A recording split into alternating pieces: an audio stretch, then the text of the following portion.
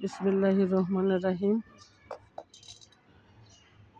হাসনাত আবদুল্লাহ এবং তার নিকট প্রতিদ্বন্দ্বীর বাকবিতণ্ডা আমাকে খুব অবাক করেছে, কারণ এরা দুজন প্রতিদ্বন্দ্বিতা করছেন, শত্রুতা নয়। অথচ হাসনাত আবদুল্লাহর প্রতিদ্বন্দ্বী পট করে বলেই বসলেন যে হাসনাত আবদুল্লাহর কোনো পরিচয় নাই, বংশ পরিচয় নাই।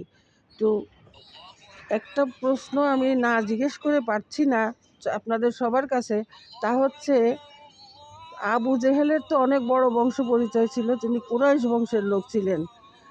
বেলাল রাদিয়াল্লাহু তাআলা আনহুর কী পরিচয় ছিল? আজকে কে গৃহীত আর কে ঘৃণিত হিসাব করেন তো দেখি। তারপরে জায়েদ রাদিয়াল্লাহু তাআলা আনহু এবং তার সন্তান উসামা রাদিয়াল্লাহু তাআলা আনহু, তাদের কি পরিচয়? আর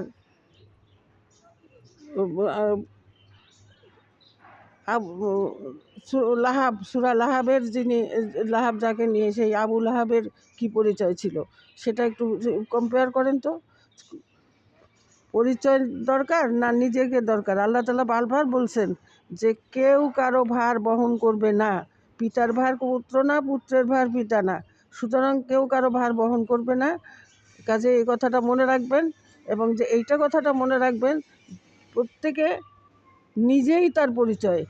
আমার যোগ্যতা আর আমার বাবার যোগ্যতা একই রকম কখনোই হবে না, হয় না। সেই যে কথাটা সবসময় মনে রাখবেন, বংশ পরিচয় পরিচয় না। কিসের বংশ পরিচয় কাকে বলে? কিসের বংশ পরিচয়? আপনার বাবা কবে তালুকদার ছিল, কবে জমিদার ছিল, আপনি কোন ফকির হয়ে আসেন, আপনার হাত শুকে গিয়ে এর গন্ধ খুঁজতে হবে? এসব বাদ দিয়ে ভদ্রভাবে প্রতিযোগিতা করুন, শত্রুতা করবেন না, দয়া করে শত্রুতা করবেন না।